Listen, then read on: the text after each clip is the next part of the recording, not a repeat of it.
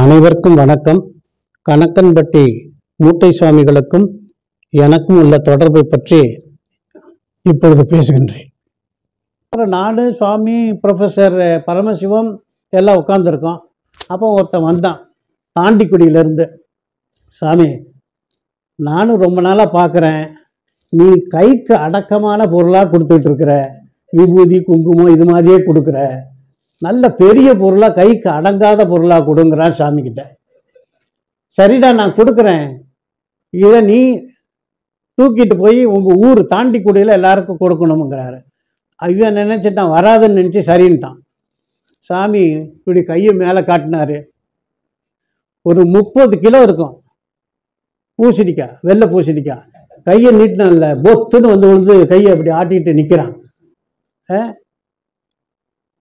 என்ன செய்யறதுன்னு தெரியல. பரமசிவத்தை கூப்பிட்டாரு. சுவாமி, அவன் இடுப்பில் இருக்கிற தொண்டை கழட்டி ஒரு உருமா கட்டுங்க, பெருமனை கட்டி மேலே வச்சு அதில் தூக்கி இதை வைங்கன்னாரு. வச்சுட்டேன்.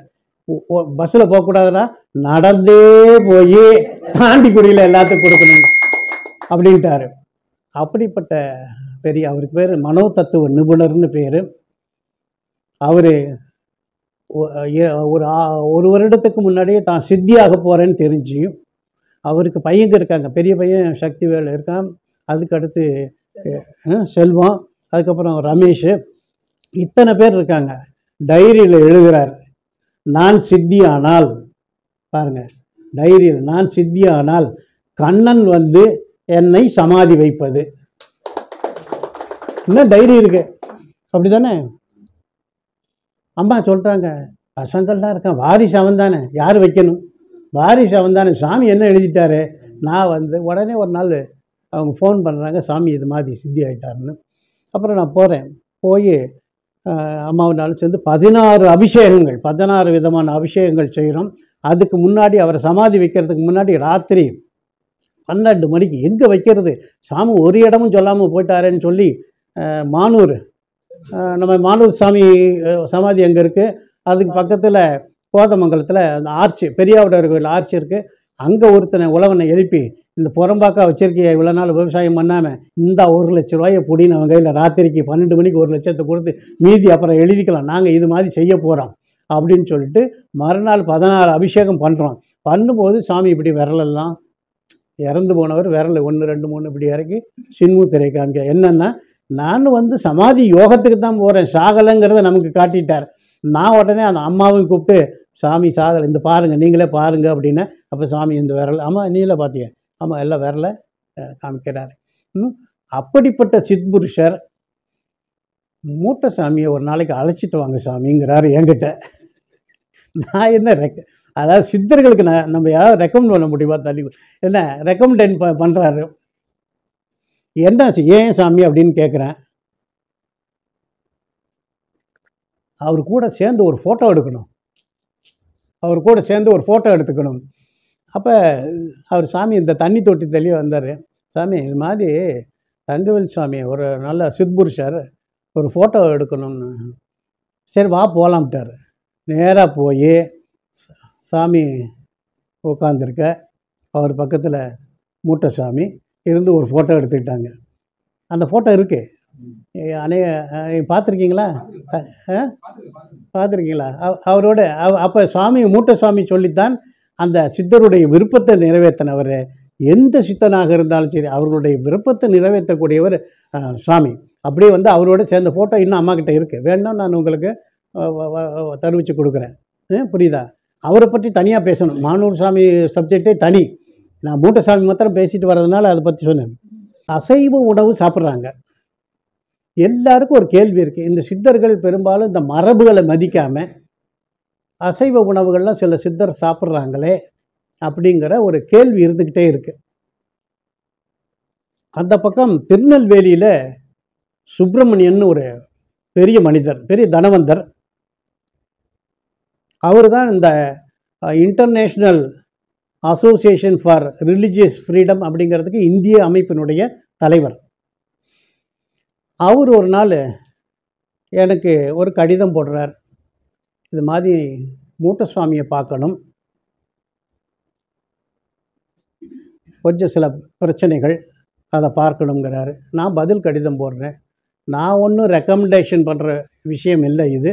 நீங்கள் புறப்பட்டு வாங்க, அவர் எங்கே இருக்கிறாரோ அங்கே சந்திப்போம், நான் உங்களை கூட்டிகிட்டு போகிறேன்ட்டேன். மறுநாளே அவர் கார் எடுத்துகிட்டு வந்துட்டார்.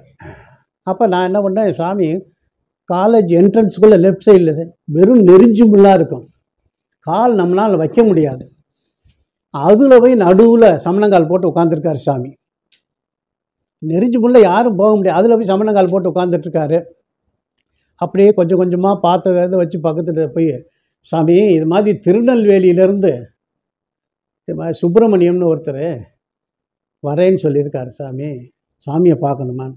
இப்போ அவனை அந்த அம்சவல்லியில் ஒரு கோழி பிரியாணி வாங்கிட்டு சொல்லு. அவரோ சைவ பிள்ளை, சுத்த சைவ பிள்ளை, இதை யாராவது ஏற்றுக்குவாங்களா அப்படிங்கிறாரு.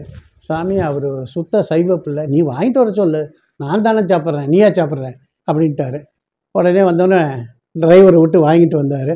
அப்பா டிரைவர் எடுத்துகிட்டு வந்தார். அங்கேயே பார்த்துட்டார் சாமி, நீ வாங்கிட்டு வாடான்னா டிரைவர் கையில் கொடுக்குற, நீ எடுத்துகிட்டு வந்துட்டார் சுப்பிரமணியம் சார்.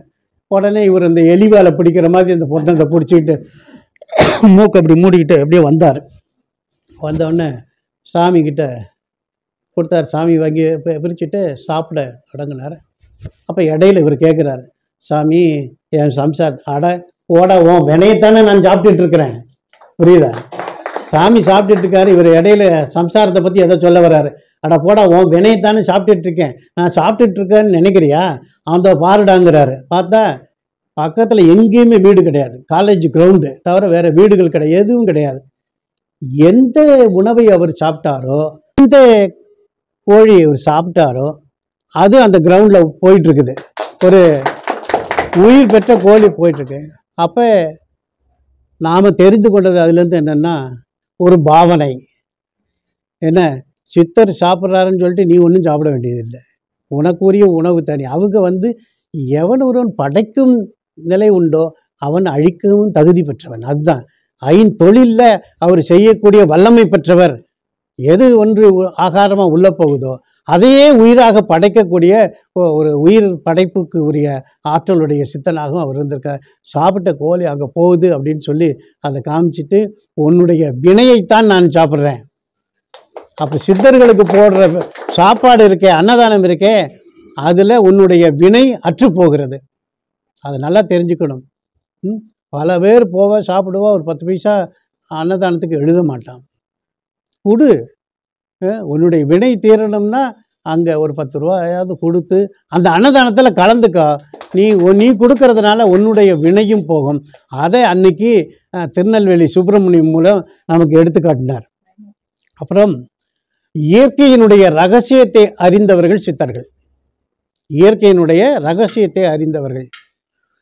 நான் ஏற்கனவே பேசியிருக்கேன், பஞ்சபூதங்களையும் கட்டுப்படுத்தும் ஆற்றல் அவர்களுக்கு இருந்தாலும் அதை செய்யறதில்லை, அதை செய்யவும் மாட்டாங்க. அந்த வல்லமை இருந்தாலும் அதை செய்யவும் மாட்டாங்க. அப்போ ஒரு நாள் எல்லாம் மாலை நேரம் ஒரு 5:30 மணி இருக்கும்.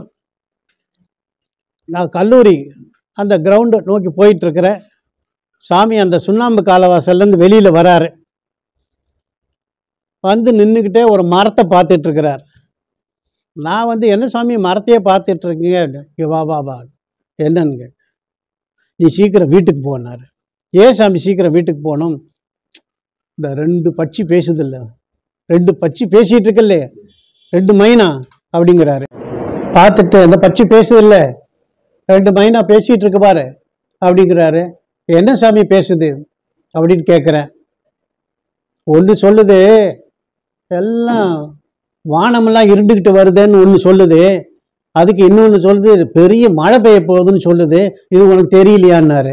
தெரியல சாமி, நீ சீக்கிரம் வீட்டுக்கு போ, பெரிய மழையும் காற்றும் வரப்போகுது, நீ எங்கே வெளியில் போகக்கூடாதுன்னு. நேராக வீட்டுக்கு போகிறேன். போய் 10 நிமிஷத்தில் பெரும் காற்றும் பெரும் மழையும். அதனால் இயற்கையினுடைய நிலையை அறிந்தவர்கள் சித்தர்கள், பட்சி சாத்திரம் தெரிந்தவர்கள் சித்தர்கள். பட்சிகள் பேசக்கூடியதை அவர் தெரிஞ்சிருக்கிறார். மைனா 2 பேசுகிறத என்ன அதுக பேசிக்குதான். இப்படி பெரிய மழை வரப்போது, நம்ம முக்கியமான இடத்துக்கு போயிடணும், ஆபத்து இல்லாத இடத்துக்கு போகணுங்கிறத மைனா பேசிக்கிறத வச்சுக்கிட்டு நமக்கு அதை புரிஞ்சுக்கிட்டு இவர் சொல்கிறாரு இந்த மைனாக்கள் இப்படி பேசிகிட்டு இருக்கு, நீ சீக்கிரம் வீட்டுக்கு போன்னு சொல்லி இவர் போய் சுண்ணாம்பு கலசத்தில் உட்காந்துட்டார். ஆக இயற்கையினுடைய பறவைகள் மொழியும் சரி, அந்த யானைகள் மிருகங்களுடைய மொழியும் இப்படி பல இவற்றின் பல்வேறு உயிரினங்களுடைய பேசக்கூடிய மொழி தெரிந்தவர் மூட்டைசாமிங்கிறது தான் நம்ம சொல்லிக்கிறோம். அப்புறம் இந்த ஸ்கவுட்டுன்னு ஒரு அமைப்பு, அதில் 2 பேர், ஒருத்தர் வந்து வீரபத்ரன்னு பேர், இன்னொருத்தர் சண்முகம்னு பேர்.